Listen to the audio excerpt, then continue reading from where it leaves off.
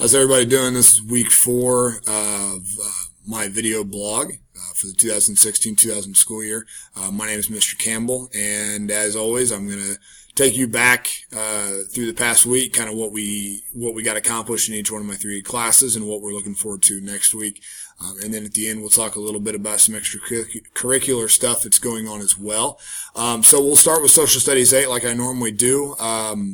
At the beginning of the week, we really finished up Unit 1, work on Unit 1 with the differences between direct and indirect democracy. Also finish up our conversation on the last of the 3 major world religions that we cover in that unit, and that was Judaism and Christianity.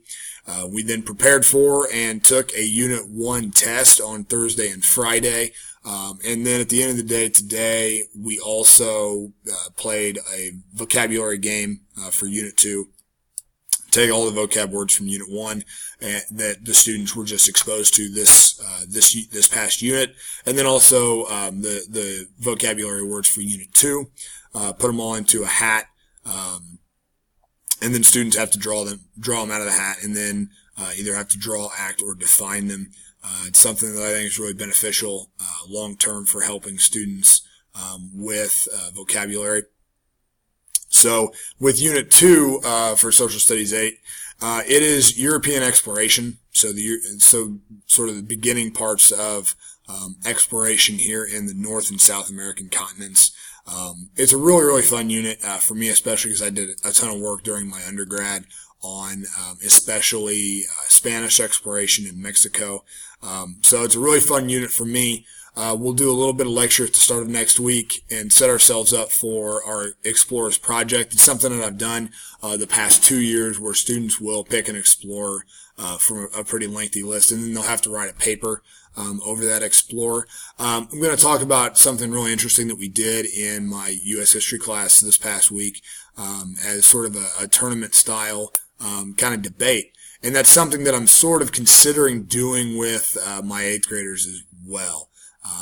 Again, it's something that I'm kind of playing around with. I'm not sure exactly how that's going to look just yet, but I do have an extended weekend to think about that.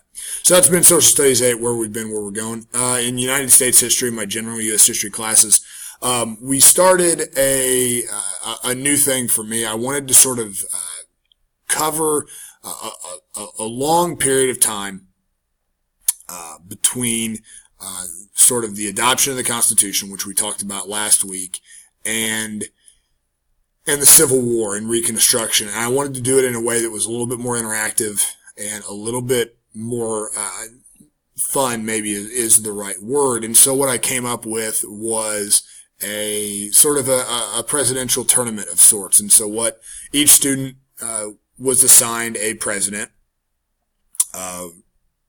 ranging 1 to 17, depending on the number of students that was in the class. I did remove George Washington and Abraham Lincoln because I felt like those were two presidents that would be very, very difficult to defeat in an open debate. And so each student got a president. I seated the presidents sort of based on name recognition more than anything else, but then also sought help from Mr. Hoke in getting those seatings ironed out. And we just kind of had a debate. So 16 played 1, 15 played 2, so on and so forth. And we sort of whittled things down here this week, and we've got our final set up actually.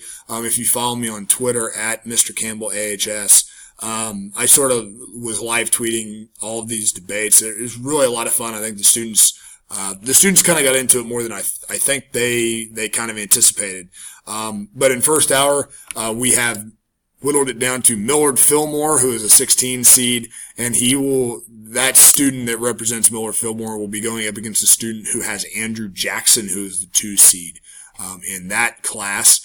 And then in 6th period, we have Thomas Jefferson, who is the 1 seed, made it all the way through the final, and he will be going against Andrew Johnson, the 15 seed.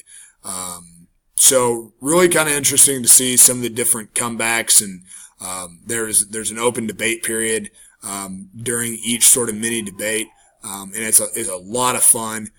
Again, I really think the students had a good time with it. So this next week we'll finish that debate in both of those classes on Tuesday, and then there are just a few sort of high points that I want to really make sure that the students get.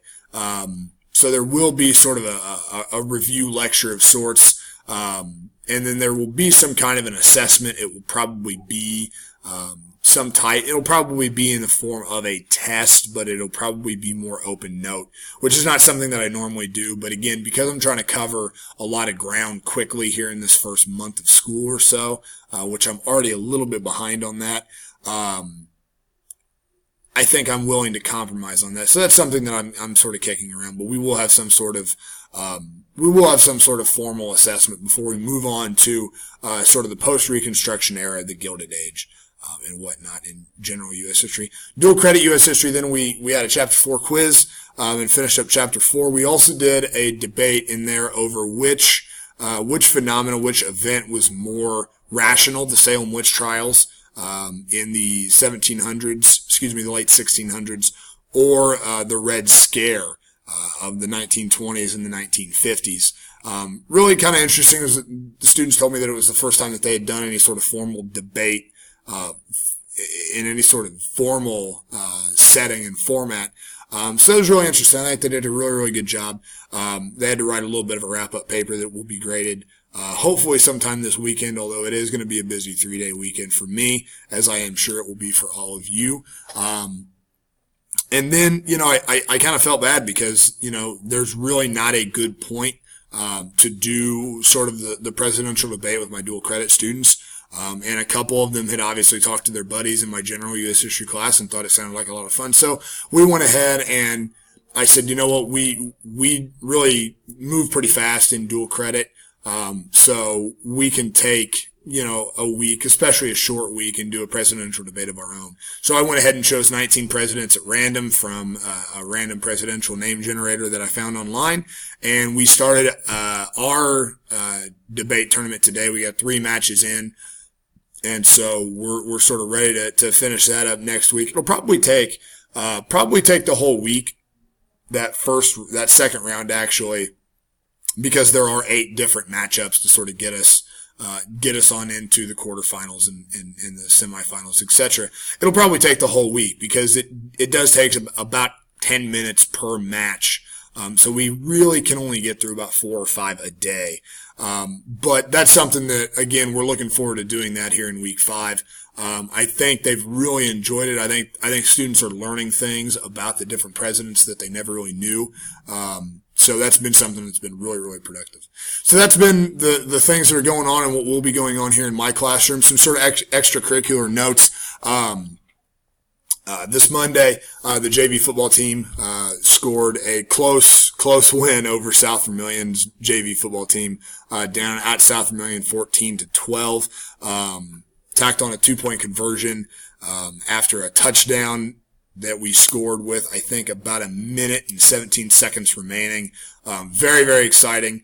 Kind of a sloppy game, but after we gave up a touchdown with about 1 minute and 20 seconds left, and rather than hang our heads and sort of accept what seemed imminent, our guys just continued to fight, and it was an awesome win, and something that I think those guys really enjoyed. And it really launched us into a really good week of practice. Our younger guys then had a great week of practice. After that, on Monday, girls golf got 2 big wins. They beat Rockville and they also beat Clinton Prairie. I know that I heard on the announcements this morning that means that they've won 4 out of their last 5 matches. So great job to those ladies. Girls volleyball got 2 wins actually this week. On Tuesday they beat Tri-County. On Monday they beat Tri-County. And then last night they had a big 3-set rally to come back from 2-0 to beat Crawfordsville for the second time this year. So that was a really big win for the girls volleyball team. So congratulations to them. The junior high football team then, only 12 of them went and played. I think they said Clinton Prairie had about 30 kids on their junior high team total, and we were able to come away with a 28-0 win. So that's a really great job on the part of those guys. Only having 12 for an entire junior high team, 7th and 8th grade combined, it's tough to only have 1 substitute, and those guys did a phenomenal job. They were pretty excited about that today. And then finally tonight, the varsity football team, we're taking on Seeger at 7 o'clock. Always a big game when Attica and Seeger play one another. And so it's going to be something that I'm sure both teams are going to be really excited for. So looking forward to that.